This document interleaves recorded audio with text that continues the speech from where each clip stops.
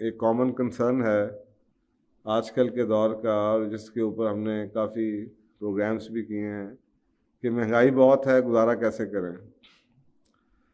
देखें, एक बात तो ये देखें कि आजकल का जो दौर है, बदकिस्मती से हमने अब सोशल साइंसेस पढ़ना छोड़ दिया है, और जो इकोनॉमिक्स है, मईशत का सब्जेक्ट, ये एक सोशल साइंस है।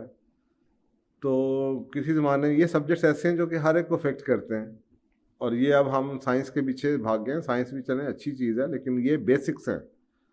ये एक ऐसी चीज़ है जो कि हर एक को अफेक्ट करती है। साइंस भी अफेक्ट करती होगी एक लेवल तक, लेकिन इसका बुनियादी तौर पे मईशत का नॉलेज, सियासत के बारे में, हिस्ट्री के बारे में नॉलेज, फ़िलासफ़ी के बारे में, ये चीज़ें ऐसी हैं जो कि हर एक को आनी चाहिए। तो अगर आप मईशत के नॉलेज की बात करें इकनॉमिक्स के ऊपर, तो थ्रू आउट द वर्ल्ड होता ये है कि कुछ सालों के बाद इकॉनमी अपने आप को एडजस्ट करती है, और जब वो एडजस्ट करती है, वो रिसेशन उसे हम कहते हैं, वो रिसेशन आ जाता है, स्लो डाउन हो जाता है, और काम हर बंदा कंप्लेन करता है कि जी प्रॉफिट्स कम हो गए हैं, जो सेल परचेज है वो कम हो जाती है। रियल स्टेट का अक्सर औक़ात रियल स्टेट का एक बबल आता है, जो कि जब भी हम रिसेशन से निकलते हैं, रियल स्टेट का बबल चढ़ जाता है, और उसके बाद वो जो एक रियल वैल्यू होती है उसके ऊपर दोबारा वापस आना होता है क्योंकि डिमांड सप्लाई की वजह से कीमतें बढ़ जाती हैं, लेकिन उस चीज़ की वैल्यू इतनी नहीं होती। आर्टिफिशियल लिक्विडिटी भी क्रिएट की जाती है इकॉनमी को बूस्ट देने के लिए, नोट छाप दिए जाते हैं, पैसा मार्केट में ज़्यादा आ जाता है। जब पैसा ज़्यादा आता है तो लोगों के हाथ में बाइंग पावर आ जाती है। जब बाइंग पावर आती है तो वो चीज़ें, अगर उसके पीछे प्रोडक्शन ना हो, बढ़ी हुई चीज़ें ना हो, चीज़ें उतनी हो। मसला अक्सर बात मैं लोगों से कहता हूँ कि अगर आप एक बेसिक प्रिंसिपल को अंडरस्टैंड करें कि अगर आपके पास 10 पेंसिलें हैं पूरे मुल्क में, और 1,000 रुपया है लोगों के हाथ में ख़र्च करने के लिए, और उसके अलावा उस मुल्क में और कुछ भी नहीं है, तो उस मुल्क में आप ये देखें कि 100 रुपये की पेंसिल होगी। अगर आप पेंसिलों की तादाद बढ़ा दें, 1,000 रुपये को ना बढ़ाएं, टोटल जो लोगों के हाथ में बाइंग पावर है, तो जब सप्लाई बढ़ जाएगी तो क्या होगा, चीज़ें तो बिकनी है, तो वही कीमत जौन सी है वो सस्ती हो जाएगी। अब आप 10 की बजाय अगर 20 पेंसिलें कर देंगे तो कीमत खुद ही 50 पे आ जाएगी, और अगर 100 पेंसिलें आप बनानी शुरू कर देंगे और 1,000 रुपये लोगों के हाथ में होगा तो पेंसिल की कीमत 10 रुपये हो जाएगी। इसी तरीके से दूसरी बात यह है कि अगर पेंसिलें 10 ही रहें और लोगों के हाथ में 1,000 की बजाय 10,000 आ जाएं, तो फिर उस पेंसिल की कीमत, यानी कि वही लोग जौन से हैं उन्हीं पैसों को compete करेंगे वही चीज़ ख़रीदने के लिए, तो वो 1,000 रुपये पे आ जाए। अब ये बेसिक मईशत है। तो एक तरफ से ये आजकल का जो दौर है, आपको पता है 10, 11, 12 साल के बाद, 8 साल से लेकर 10, 12 हमेशा एक रिसेशन आता है, वो एडजस्टमेंट होती है। तो एक तो दुनिया में कई मुल्कों में स्लो डाउन शुरू हो चुका है, कईयों में कहा जा रहा है कि जी 2020 में मेगा लेवल के ऊपर स्लो डाउन आएगा। पाकिस्तान के अंदर हालात कुछ फ़र्क हैं, कुछ इकॉनमी के आपको पता है इश्यूज़ हैं जो कि गवर्नमेंट कोशिश कर रही है ठीक करने की। उससे पहले आपकी डॉलर की डिवैल्यूएशन हो चुकी है, तो महंगाई तो काफ़ी है, बड़ी है, बिल्कुल बड़ी है। क्वेश्चन ये है अब कि आपके पास आजकल का तो एक स्पेसिफिक दौर है, लेकिन सवाल ये उठता है कि एक चीज़ है जिसको आप कहते हैं कमाई, एक कहते हैं अखराजात। होता कैसे है? होता ये है कि हमारी कमाई के साथ साथ हम अपने अखराजात भी उसी रेशियो से या उससे भी ज़्यादा रेशियो से बढ़ा देते हैं। अब ये मैं एक जनरल ओपिनियन में आपको दे रहा हूँ। इकोनॉमिस्ट जो लोग हैं, वो ये अक्सर काज मुल्कों में यही होता है, जब आपको नज़र आ रहा होता है कि आप इतना कमा लेते हैं तो आप अपनी चादर से ज़्यादा पाँव फैला के अपने अखराजात को बढ़ा देते हैं। अब आपको लग रहा है कि जनाब मैं तो इतना कमाई लेता हूँ या मेरे हाथ में इतने पैसे आ ही जाते हैं, आप बड़ी गाड़ी ले लेते हैं, बच्चों को अच्छे स्कूल में भेजना शुरू कर देते हैं, घर में जनाब एसी लगाना शुरू कर देते हैं, आदत पड़ जाती है, खुराक आपकी घर में चेंज हो जाती है। लेकिन आप ये भूल जाते हैं कि अच्छा वक्त हर वक्त नहीं रहना। तो अखराजात तो जब कमाई आई तो अखराजात बढ़ गए, लेकिन वो उस रेशियो से नहीं बढ़ते या ज़्यादा बढ़ जाते हैं।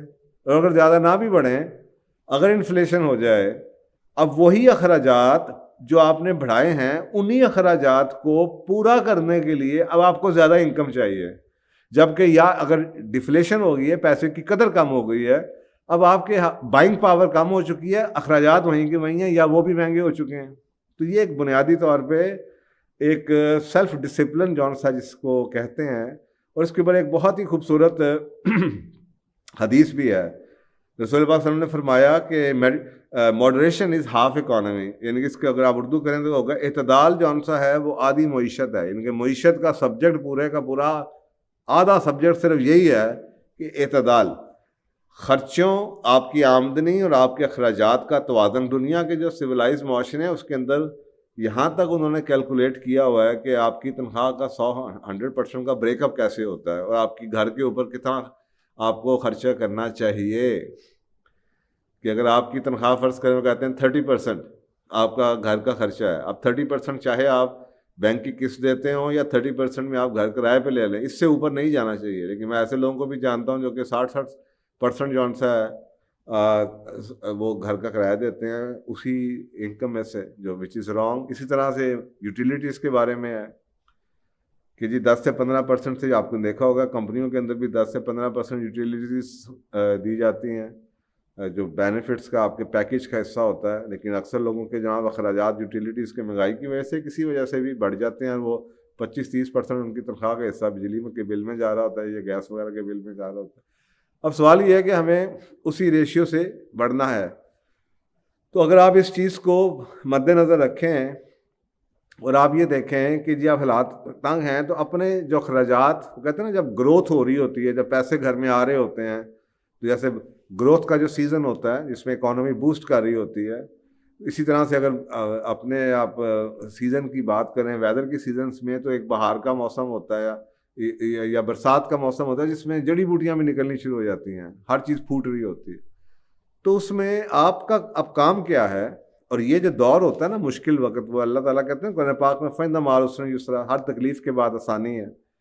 तो आसानी इस वजह से है कि जब आपकी तंगी आती है, ये जो जैसे कह रहे हैं कि जी गुजारा नहीं हो रहा, अब ये तंगी का टाइम है, तो ये दौर इस चीज़ को देखने का दौर है कि मैं ग्रोथ के टाइम पे, अच्छे मौसम के दौरान ऐसे कौन से मैंने चीज़ें करनी शुरू कर दी हैं जिनकी बेसिकली ज़रूरत नहीं थी, और वो ज़रूरत की बजाय वो ख्वाहिश की वजह से मैंने कर दिया, वो मैं उसके बगैर रह सकता हूँ। तो एक तरफ तो आप ये देख सकते हैं कि आपके ऐसे अननेसेसरी, जिनकी गैर ज़रूरी किस्म के अखराजात कौन से आप लोगों ने बढ़ा दिए हैं, जिसका इम्पेक्ट लाइफ के ऊपर नहीं है, लाइफ की क्वालिटी के ऊपर कोई ख़ास नहीं है, सिवाय इसके कि जनाब माशरे का ट्रेंड है या आपके लोगों की एक्सपेक्टेशन है आपसे, तो आप उसको करें। लाइफ के अंदर मैं अक्सर लोगों को देखता हूँ कि वो दूसरी साइड से भी आते हैं और कहते हैं जनाब हम अपनी कमाई बढ़ाने की कोशिश करते हैं, अच्छी बात है, कमाई अगर आप बढ़ा सकते हैं तो बढ़ाएं, लेकिन कॉम्प्रोमाइज़ लाइफ की क्वालिटी को किए बगैर, ये ना हो कि आप 14 घंटे काम करना शुरू करें और पता चले कि आपकी सेहत ख़राब हो रही है या आपके घर के ताल्लुकात या बच्चों को आप टाइम नहीं दे पा रहे, और आप समझ रहे हैं कि मैं अपने बच्चों के अखराजात पूरे करने के लिए इतनी मेहनत कर रहा हूँ, और बाद में पता चले कि बच्चों ही आपसे दूर हो गए। तो ऐसी गलती मत कीजिएगा। तो ये जो मॉडरेशन अखराजात के अंदर जितने भी आपके इनकम होती है, अगर आप बढ़ा सकते हैं तो ठीक है, लेकिन आप कोशिश करें कि उसमें जो गैर ज़रूरी अखराजात हैं जो कि कम किए जा सकते हैं या उनको अच्छे आसान तरीके से करके पैसे बचाए जा सकते हैं। मैं अक्सर लोगों से कहता हूँ ये जो यूटिलिटीज़ का कॉन्सेप्ट है हमारी, ये जो कॉन्सेप्ट है ना, दुकानों से हम सुपर स्टोर से चीज़ें ले आते हैं, बाज़ दफ़ा जाके दुकान पे, गली के कोने पे जो कन्वीनियंट स्टोर जिन्हें आप कहते हैं, आपके मोहल्ले की दुकान है, गए जनाब 100,000 रुपये का सौदा ले लिया, ये ठीक कॉन्सेप्ट नहीं है। अमेरिका में भी अगर आप जाएं, यूरोप में देखें, तो जो कन्वीनियंट स्टोर की प्राइसिंग है वो प्राइसिंग आम जो आपके सुपर स्टोर है उससे ज़्यादा होगी, और जो होल सेलर है उससे भी ज़्यादा होगी। होल सेलर की प्राइस सबसे कम होती है, यानी कि अगर आपने कन्वीनियंट स्टोर से चीज़ ली है तो वो सबसे ज़्यादा कीमत की होगी सुपर स्टोर की, उससे सेकंड लेवल पे आती है, और सबसे सस्ती आपको चीज़ मिलेगी जिसको आप आज, मैं भी यहाँ पे पाकिस्तान में भी आप रिवाज है, जैसे ये आपके बड़े बड़े स्टोर्स बन गए हैं, रिटेलर जहाँ से लेके चीज़ें आती हैं, होल सेल के ऊपर चीज़ मिलती है, तो आप उन चीज़ों को कट डाउन करें, क्योंकि जब आप एक दफ़ा बाइंग करते हैं तो एहसास हो जाता है कि जी आपने टोटल कितना खर्च किया। लेकिन रोज़ का अगर आप 500-1000 रुपया खर्च करते रहें और आपको समझ ही ना आए कि यार मैंने तो आज कुछ भी नहीं किया, बच्चे के 10 दफ़ा दुकान के ऊपर जनाब 10 रुपये की टॉफ़ियाँ ले ली, फिर गए फिर कुछ ले लिया, फिर जनाब पाव चीनी ले आए, तो ये आप नुकसान में रहेंगे। हमारे वक्त में भी और यूरोप में भी लोग ये सोचते हैं कि ये महीने की ग्रॉसरीज इकट्ठी की जाएँ। तो जब आप बल्क में करते हैं, आपके सामने पूरा बजट होता है, तो आपका 1-2 महीने के अंदर सेटिंग हो जाती है। आपको हर महीने हर चीज़ खरीदने की ज़रूरत नहीं पड़ती अगर आप बल्क में ख़रीद रहे हो। आपको पता है घर में आपके 6 साबुन लगने हैं, 8 इकट्ठे लगने हैं, 8 लगने हैं तो 8 ले आएँ, दर्जन लगना है तो दर्जन साबुन ले लें। अब दर्जन की प्राइस कुछ और होगी और एक-एक साबुन आप लेना जाएँ तो उसकी प्राइस कुछ और होगी। तो खर्चे अननेसेसरी काटें, नंबर 1। नंबर 2, जो खर्चे जब आपको पता चले अब आपके खर्चे बेयर मिनिमम पे आ गए हैं, ज़रूरी हैं, तो फिर सेकंड लेवल पे ज़रूरी अखराजात को अच्छी प्राइस पे ख़रीदने की कोशिश कीजिए। यही आपका जो जो इत्तेदाल आ जाएगा आपके उसमें इनकम में और आपकी स्पेंडिंग के अंदर। हमारे कुछ मुसलमान मुल्कों का डायलेमा भी है कि हम अपनी औकात से बढ़ के इस पे बात करेंगे कि वैल्यू क्या होती है किसी चीज़ की, कदर क्या किसे कहते हैं और कीमत किसे कहते हैं। इस पे इंशाल्लाह किसी दिन बात करेंगे। बड़ा अहम कॉन्सेप्ट है माशियात का। तो अगर आप वो लोग जो कि दुनिया में बड़े अमीर समझे जाते हैं, जो टॉप रिचेस्ट लोग हैं दुनिया के अंदर, आप हैरान होंगे कि उनके 20-20 बिलियन के 18 बिलियन डॉलर्स के एसेट्स हैं। यानी ये इतने एसेट्स हैं कि पाकिस्तान पूरे के अंदर इतना फॉरेन एक्सचेंज नहीं आता। 7-8 बिलियन होता है तो हम छलांगे मारे होते हैं। किसी एक शख्स की नेटवर्थ अगर आपको पता चले 20 बिलियन डॉलर है तो वो उसकी क्या वर्थ होगी। लेकिन उसके बावजूद पता चलता है कि यार वो उस घर में रहता है। ये मैं आपको वॉरेन बफेट का नाम आपने सुना होगा, दुनिया का अमीर तरीन आदमी है, उस घर में रहता है जो उसने $35,000 का पता नहीं आज से 30-40 साल पहले ख़रीदा था। और उससे लोग पूछते हैं कि आपने कभी, और वो एक मिडिल क्लास का नेबरहुड है, उससे पूछते हैं कि जी आप ये चेंज क्यों नहीं करते। वो कहता है कि मेरी ज़रूरत नहीं है, मैं इसमें जो मैं मुझे जितनी ज़रूरत है। तो इससे एक अंदाज़ा होता है कि लोग ज़रूरत के तहत चीज़ों को बदलते हैं, सिर्फ शौक़ के लिए, ये दुनिया के दिखाने के लिए नहीं बदलते। इसी तरह ये जो आपका फेसबुक वाला मार्क जुकरबर्ग है, उसके बारे में कहा जाता है कि वो आप सोच लें वो सेकंड रिचेस्ट मैन की कैटेगरी में अब आता है। उसके बारे में कहा जाता है कि जी वो वॉक्सवैगन गॉल्फ शायद है कि पता नहीं, जो मैनुअल गियरों वाली गाड़ी इतनी पुरानी वो चलाता फिरता है। और आप देख लें उसकी एसेट्स कितने हैं और दुनिया में उसका कितना नाम है। और तो ये जो लोग कमाते हैं अपने हाथ से, सेल्फ मेड होते हैं, उनको पैसे की कदर कीमत का एहसास होता है। और जिनको ऐसे मिल जाते हैं, हमारे मुसलमान भाई बड़े आपने देखा मिडिल ईस्ट के अंदर, वो फिर सोने के जनाब बाथरूम बनवाते फिरते हैं। तो ये सोचना, अल्लाह सुब्हान ताला को ये बात पसंद नहीं है। अल्लाह सुब्हान ताला ने बड़े क्लियर कट कुरान पाक में जगह जगह इरशाद है कि ये जो लोग नंबर 1 इसराफ करते हैं और नंबर 2 वो लोग जो शोबाजी के लिए पैसे खर्च करते हैं या खर्चा करते हैं सिर्फ दुनिया को दिखाने के लिए, ये शैतान के काम है, ये इब्लीस के काम है। क्योंकि इससे माशरे में अनारकी पैदा होती है, मुकाबलेबाजी शुरू हो जाती है। आप एक खर्चा है जो कि ज़रूरत ही नहीं है, सिर्फ लोगों को दिखाने के लिए जनाब शोबाजी कर रहे हैं। ये मुसलमानों में बहुत पाई जाती है। हर बंदा बजाय इसके कि अपनी औकात में रह के हम खर्च करें, हम कर्ज़ा लेना आसान समझते हैं हम कर्ज़ा ले लेते हैं। और कर्ज़े के बारे में भी आपको पता कितनी हदीस हैं जो अल्लाह सुब्हानहू ताला के रसूल ने उनको मना फरमाया कि कर्ज़ा, कि आप एक तरह आप सोचें आपके मुल्क ने कर्ज़ा लिया हुआ IMF से, तो क्या उसकी हालत है, हर बात उनकी माननी पड़ती है। तो इसी तरीके से इन चीज़ों को अवॉइड कीजिए और अपनी चादर को, तो कहते हैं ना पुराना मुहावरा, अपनी चादर को देख के पाँव फैलाना, वो बड़ी उसके अंदर गहराई है कि अपनी चादर मीन्स कि अपने जो रिसोर्सेज हैं उसके मुताबिक अपने अखराजात को आप हैंडल करें और अपनी जो शोबाजी है उससे बचें। बाज़ बार हम अपने आप को बढ़ चढ़ के अपनी औकात बताते हैं, स्पेशली शादियों के अंदर। और फिर क्योंकि हमने एक भरम रखा होता है, एक झूठ बोल के जनाब, मैं तो अक्सर लोगों को देखता हूँ शादियों से पहले जनाब 6 महीने 8 महीने पहले वो घर बदल लेते हैं, अच्छी जगहों पे चले जाते हैं और वो इम्प्रेशन देने के लिए जी हम तो डिफेंस में रहते हैं, हम तो गुलबर्ग में रहते हैं, और उनकी इतनी वैल्यू नहीं होती। अब उन्होंने अपने झूठा सा नाक रखने के लिए कर तो लिया है, अब उनसे ये सस्टेन नहीं होना। और डिफेंस में रहने या उन इलाकों में रहने की वजह से सारी ज़िंदगी वो एक्स्ट्रा पैसे खर्च करते रहेंगे। क्योंकि अगर आप देखें कि अगर आप शहर के अंदर कभी सर्वे करें ना, तो आपको हैरानगी होती है कि फ़र्ज़ करें अगर आपने टमाटर है, अगर आपको किसी शहर से थोड़ा सा मिडिल क्लास के में चले जाएंगे तो टमाटर आपको शायद 200 रुपये किलो मिल जाएगा, 250 रुपये किलो मिल जाएगा। आप थोड़े से और इलाके में से बाहर निकल जाएंगे तो आपको शायद 150 रुपये किलो मिल जाएगा। आप गुलबर्ग से खरीदेंगे तो आपको 300 रुपये किलो मिलेगा। अब सवाल ये है कि ये 150 से 300 कैसे हो गया? सिंपल सी बात है, जो गुलबर्ग के इलाके में है वहाँ पे दुकान ज़्यादा है बड़ी, उसका किराया ज़्यादा है, उसका खर्चा ज़्यादा है, वगैरह वगैरह। हम लोग ये भूल जाते हैं कि महंगे इलाकों में रहना सिर्फ घर महंगा होना नहीं है। महंगे इलाकों में रहेंगे, महंगी ही चीज़ें खरीदेंगे, सारी ज़िंदगी खरीदते रहेंगे, और फिर लोगों को देख के, यानी कि उस इलाके के जो नॉर्म्स हैं वो आपको पूरे करने पड़ते हैं। हर एक के घर के बाहर अगर एक सिक्योरिटी गार्ड खड़ा है, फिर आप भी मजबूरी में सिक्योरिटी गार्ड रखेंगे। हर एक के बच्चे सुबह ड्राइवर पे जाते हैं तो आपके बच्चे भी कल को ड्राइवर के साथ गाड़ी पे जाना चाहेंगे, उसे नेबरहुड के। तो ये इस पर इंशाल्लाह किसी दिन बात करेंगे। बहुत अहम सोशियोलॉजी का प्रिंसिपल है कि दुनिया के कैसे ग्रुप्स कैसे बनते हैं, माशरे के अंदर कैसे ग्रुपिंग होती है।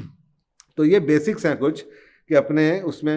इसी तरह ये जो आइकिया है, इसके बारे में कहा जाता है कि यार ये अभी भी इतना, आइकिया इतना बड़े फर्नीचर की दुनिया में कंपनी है, और ये बंदा, इसका जो फाउंडर है, ये अभी भी इकोनॉमी क्लास में ट्रैवल करता है और बसों में सफ़र करता है। अब आप सोचें कि कितनी बड़ी कंपनी, उसका फाउंडर, उसका चेयरमैन, और वो जनाब बसों में सफ़र करे और इकोनॉमी क्लास में ट्रैवल करे, और हम समझते हैं कि बिजनेस क्लास में ट्रैवल करना चाहिए।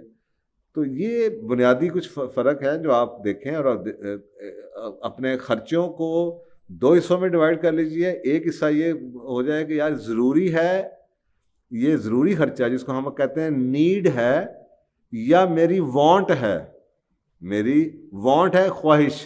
फ़र्ज़ करें आप कहते हैं यार मोबाइल फ़ोन तो मेरी नीड है, लेकिन फलाना मॉडल लेना सैमसंग का वो मेरा ख्वाहिश है। तो आप अपनी नीड देखेंगे, आपकी नीड क्या चीज़ पूरी करती है। तो एक चीज़ ये होगी, और जब आप नीड की कैटेगरी पे आ जाएं कि यार आप मेरे खर्चे सिर्फ और सिर्फ नीड बेस्ड हैं, फिर आपने देखना है कि ये जो नीड है, मसलन बच्चों की तालीम है, अब ये नीड है। अब आप देखें बच्चों की तालीम के लिए बेहतरीन रिसोर्स आप कैसे इसको चीपेस्ट वे से, वैल्यू बेस्ड बच्चों को एजुकेशन कैसे दिलवा सकते हैं आप। तो ये आपके पास चॉइस है कि जी अब आपके पढ़ना तो है, लेकिन अब आपने किस जगह से, खाना तो है लेकिन आपने ग्रोसरी कहाँ से करनी है, खाना तो है लेकिन आपने होटलिंग कितनी करनी है।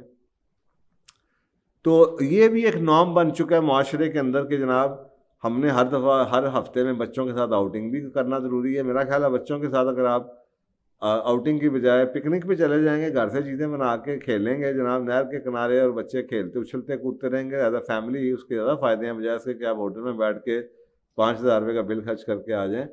सो ये बेसिक्स यही हैं मईशत की, और अपने घर की मईशत को बेहतर करने की, अपने गुजारे को, अपनी चादर को जितना फैला सकते हैं फैला लीजिए, नहीं तो फिर चादर के अंदर रह के आप अपने खर्चों को समेटिए, अपनी टांगों को समेटिए कि आप चादर के अंदर ही रहें, चादर के बाहर ना जाएं। तो आई होप कि इस पे और इंशाल्लाह जब कुछ सवाल आते रहेंगे बात करते रहेंगे, क्योंकि मेरा बेसिक जो सब्जेक्ट है, जो मेरी डबल मास्टर्स है वो इकोनॉमिक्स के अंदर है। तो मैं आपको इकोनॉमिक्स के बारे में और काफ़ी बातें बता दूंगा, जैसे अगर आपको इसमें समझ नहीं आती तो इसके और क्या क्या तरीके हो सकते हैं। तो थैंक यू, जज़ाकल्लाह।